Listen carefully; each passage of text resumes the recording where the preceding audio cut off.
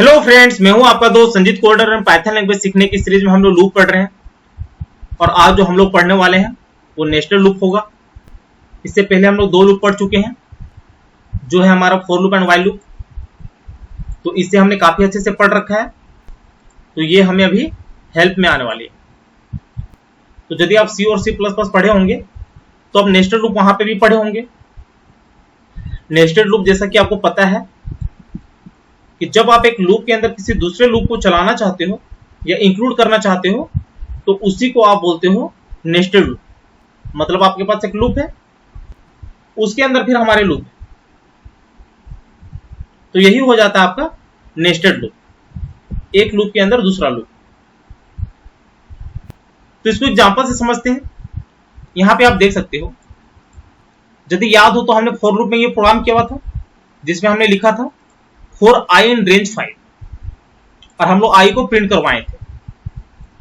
तो इसका मतलब क्या होता है कि i एक वेरिएबल है जिसका इनिशियल वैल्यू 0 है। इस केस में ये मैंने आपको बता रखा है। तो इस वाले केस में i का इनिशियल वैल्यू 0, तो वो 0 से इटरेट करवाएगा और वो 4 तक इटरेट करवाएगा, 5 इंक्लूड नहीं होगा। तो जब हमारा ये लूप स्टार्ट होगा तो उस केस में इनिशियल वैल्यू i का वैल्यू 0 होगा। तो i के 0 वाले कंडीशन में हम इस लूप में आ जाएंगे। तो यहां पे एक दूसरा लूप हमने लिया हुआ है जिसमें से j एक वेरिएबल है। तो यहां पे सेम हमने वही ले रखा है। यहां पे भी j का इनिशियल वैल्यू 0 होगा और ये 4 तक लूप चलेगा, मतलब 0 to 4। तो इसके एक बार चलने से ये हमारे 5 बार चलेंगे, जो कि बेसिकली होगा 0 to 4। और यहां पे हमारा प्रिंट होता रहेगा i, j का वैल्यू। तो इसी को हम लोग बोल देते हैं नेस्टेड लूप। अब चाहो तो यहां पे बहुत सारे काम कर सकते हो, तो वो हम लोग एग्जांपल देख लेंगे जहां पे हम लोग एक स्टार पैटर्न प्रिंट करवाएंगे। तो फिलहाल के लिए हम लोग ये प्रोग्राम कर लेते हैं, उसके बाद इसको अच्छे से समझते हैं। तो जुपिटर को आप लॉन्च कर सकते हो, पाइथन 3 किया, फाइल नाम होगा हमारा नेस्टेड लूप, एंटर। यहां पे हम लोग करते हैं फॉर i इन रेंज, यहां पे हो जाएगा 5, एंटर। अब यहां पे आप देख सकते हो, जब हमने यहां पे कॉलम दिया और एंटर किया तो ये अपने आप स्पेस ले लिया, क्योंकि मैंने आपको बताया था कि इंटरप्रेटर अपने आप स्पेस ले लेता है। तो यहां पे हम लोग ले लेते हैं दूसरा लूप। तो फॉर j इन रेंज, यहां पे 5 कर लेते हैं, कॉलन, एंटर। अब यहां पे भी हमारा स्पेस आ गया। ये वाला जो स्पेस है इस लूप के लिए, इस लूप के लिए हमारे पास जो स्पेस है वो ये वाला है। तो यहां पे हमारा होगा प्रिंट i, j। इसको पहले प्रिंट करवाते हैं, उसके बाद समझते हैं। तो कंट्रोल एंटर करोगे तो ये आपको शो हो जाएगा। तो ये कैसे प्रिंट हुआ होगा इसे समझते हैं। यहां पे हम लोग कर लेते हैं प्रिंट, एक होगा i और एक होगा j, कंट्रोल एंटर। तो यहां पे हमारा i j हो जाएगा।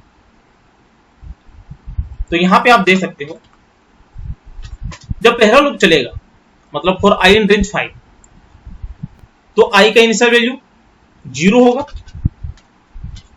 तो जब i हमारा 0 होगा तो 0 के कंडीशन में हम इस लूप में आ जाएंगे और ये लूप हमारा 5 बार चलेगा। तो जब i का वैल्यू 0 होगा तो j हमारा चूंकि 5 बार चलेगा, तो j का वैल्यू क्या होगा, 0, 1, 2, 3, 4। मतलब i के एक बार चलने से j हमारा 5 टाइम्स चल रहा है। तो यहां पे आप देख सकते हो, जब i हमारा 0 था तो j हमारा 0, 1, 2, 4 प्रिंट हो गया। ठीक है। अब जब हम इस लूप के बाहर आएंगे तो फिर हम यहां पे आएंगे, i का वैल्यू 1 हो जाएगा।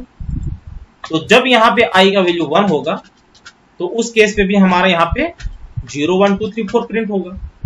तो यहाँ पे आप दे सकते हो जब यहाँ पे i का वैल्यू 1 हुआ तो j का वैल्यू 0 1 2 3 4 प्रिंट हो गया। सेम हमारे 2 के केस में हुआ, सेम हमारे 3 के केस में हुआ और सेम हमारे 4 के केस में हुआ।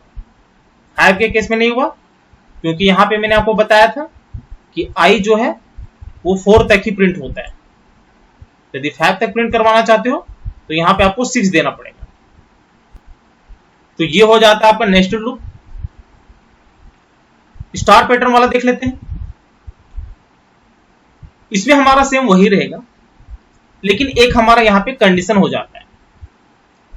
यदि आप स्टार पैटर्न वाले बहुत सारे क्वेश्चन प्रैक्टिस करना चाहते हो तो मैंने पूरा प्लेलिस्ट बना रखा है C और C++ में। तो वहां पे मैंने प्रॉपर तरीके से बना रखा है कि आप किसी भी स्टार पैटर्न वाले क्वेश्चन को कैसे सॉल्व करते हो, तो उसे आप विजिट कर सकते हो। लेकिन फिलहाल के लिए चूंकि हम नेस्टेड लूप पढ़ रहे हैं तो इसको समझने के लिए एक यहां पे मैंने एग्जांपल लिया हुआ। तो इसको सॉल्व करने के लिए आप देख सकते हो हमारे पास ये वाला है स्टार पैटर्न। तो सबसे पहले आप क्या करो, i ले लो, यहां पे आप j ले लो। उसके बाद आपको क्या करना है, i यहां पे देखो, i का मतलब आपको ध्यान रखना है रो और j का मतलब आपको ध्यान रखना है कॉलम। तो यहां पे रो कौन से हो गए, एक ये हो गया, एक ये हो गया, एक ये हो गया। मतलब हॉरिजॉन्टल लाइन जो होते हैं वो रोज होते हैं और वर्टिकल लाइंस आपके कॉलम होते हैं।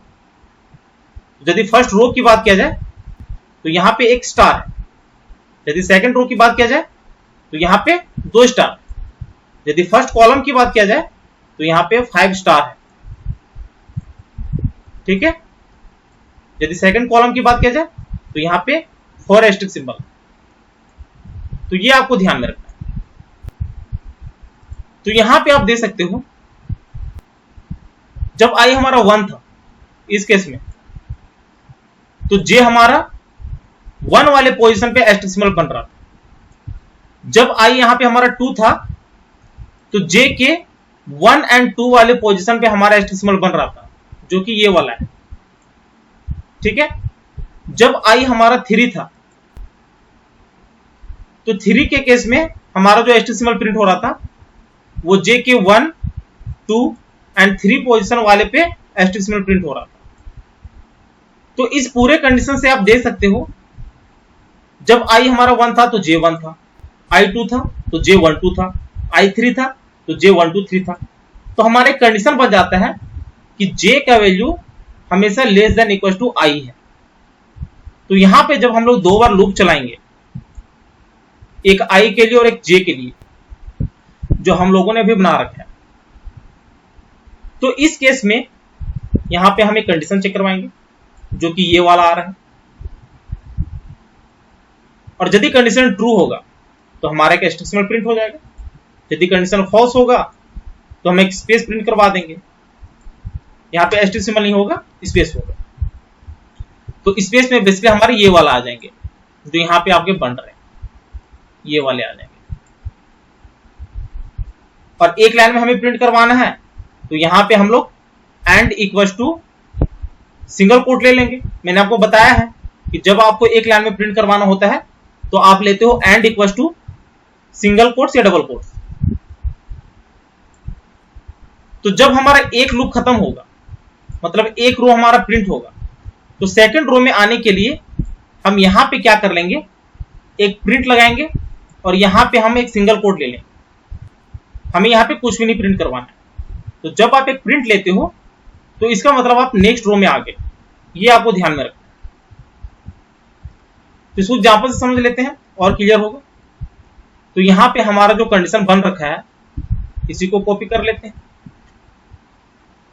Plus control V। यहां पे हम लोग क्या करेंगे, जो हमारा कंडीशन बन रहा था कि if j less than equal to i हो, मैंने आपको बता रखा है इफ और एल्स कैसे यूज करते हैं। तो आप यहां पे ब्रैकेट दे भी सकते हो, नहीं भी दे सकते हो। तो जब हमारा j less than equal to i होगा, एंटर, तो यहां पे हमारा प्रिंट हो जाएगा एस्टेरिस्क सिंबल।